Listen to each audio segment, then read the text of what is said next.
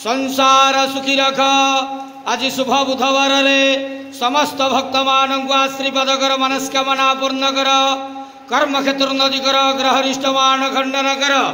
महाप्रभु धवलेश्वराय नमः। समस्त भक्त मानू आश्रीपाद करंद आनंद के बार। हरि बोलो बाबा धवलेश्वराय नमो नमः।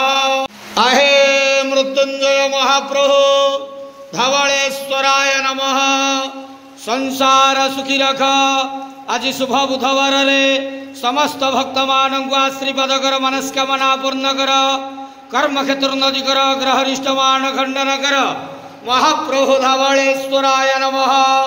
समस्त भक्त मानू आश्रीपाद करंद आनंद के बार।